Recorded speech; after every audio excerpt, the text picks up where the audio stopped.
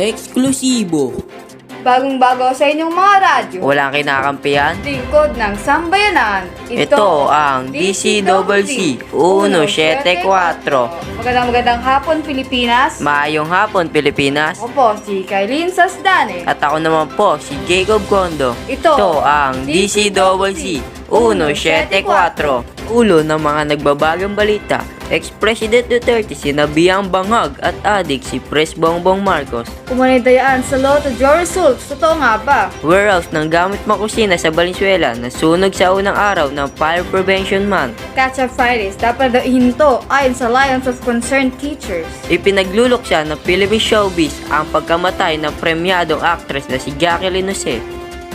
At para sa unang balita, ex-President Duterte, hinamon si President Marcos na sabay silang magpa-drug test. Sinabi pa ni Duterte na isang cabinet official din ang gumagamit umano ng cocaine kasama si Marcos. Iginit din niya ng sa drug watch list ng Philippine Drug Enforcement Agency si Marcos.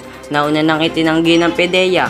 Sinabi ni Marcos na maaaring naapektuhan na ng gamot na fentanyl si Duterte na iniinom umano ng dating Pangulo. Inihayag ng PDEA netong Lunes na kailanman ay wala sa drug watch list nila ang pangalan ni Pangulong Ferdinand Bongbong Marcos Jr. Taliwas na talumpati ni dating Pangulong President Duterte netong Linggo. Samantala, bola na pero binobola pa.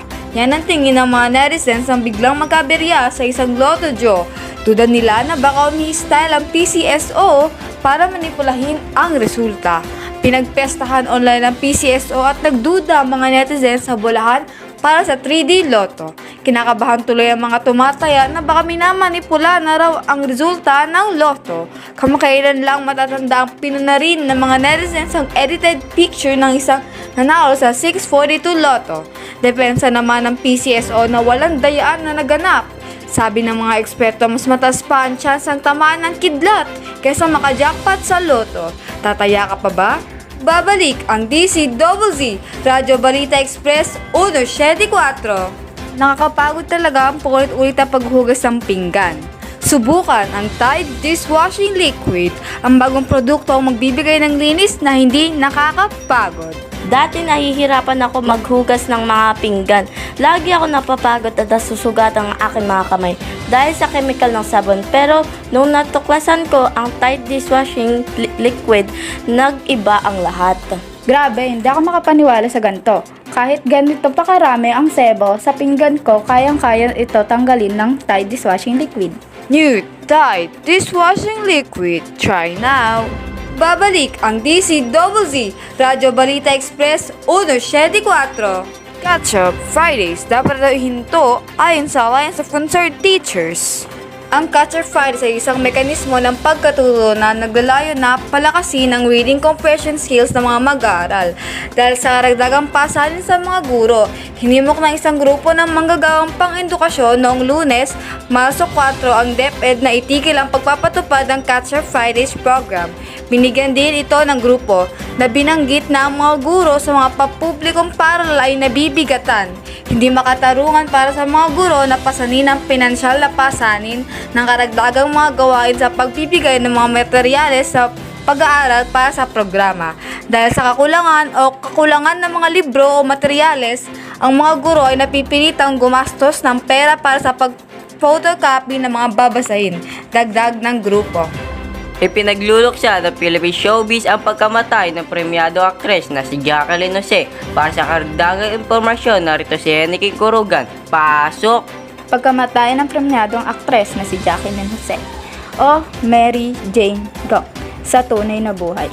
Si Jacqueline ay 60 years old, October 21, 1963, March 2, 2024. Sunday night nang kumalat ang balita na natagpuan sa kanyang bahay sa isang village sa Quezon City ang mga labi ni Jacqueline. Atake di umano ang pagpanaw ni Jacqueline. Ayon na rin sa anak niya na si Andy Aijenman, pinaniniwala na Saturday namatay ang premyadong aktres na dahilan na wala siyang kasama sa bahay. Sunday na nadiskubre ang kanyang mga labi. Kami po ay nalubos nakikiramay. Gandang araw Pilipinas, maayos at magandang panahon ang aasahan sa malaking bahagi ng Pilipinas ngayong araw Marso 11, araw ng Lunes. Base sa rainfall forecast ng Metro Weather, mababa ang tsansa ng ulan sa halos buong bansa kasama na dyan ang Metro Manila. Pero posible pa rin magkaroon ng light to moderate rain sa ilang banig ng bansa sa mga susunod na oras ayon sa Pag-asa Easterlies. Ang patuloy na pagkakaapekto sa Luzon, Visayas at Mindanao.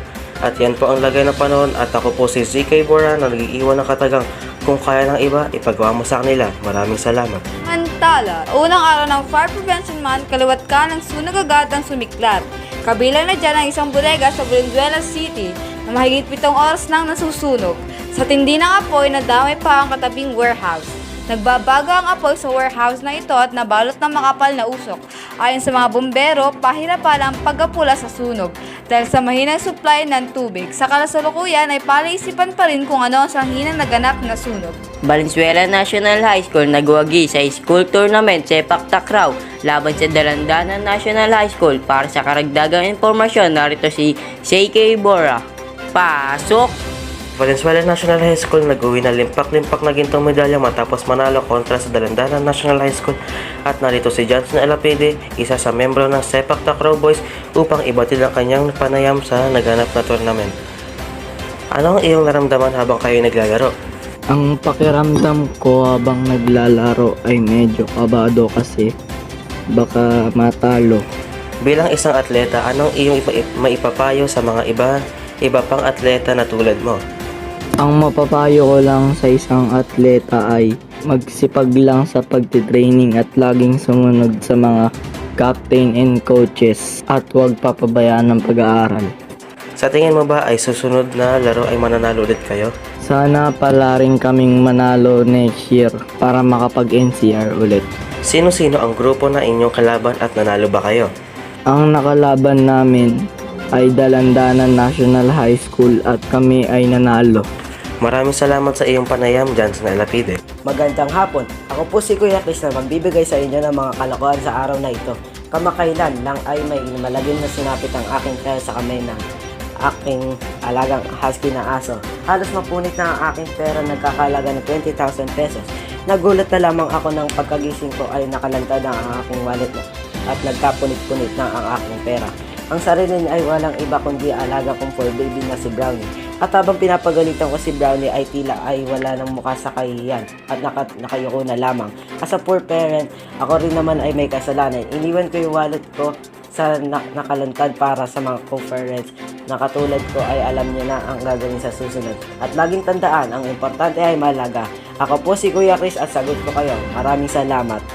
At yan ang mga balitang nakalap namin para sa araw na ito. Ito ang DCCC 174, walang kinakampihan, pawang katotohanan lamang at serbisyong tapat. Nakatutok kami, DCCC 174, number 1, na nagsasabing pag may problema ka, it's your problem. Maraming salamat!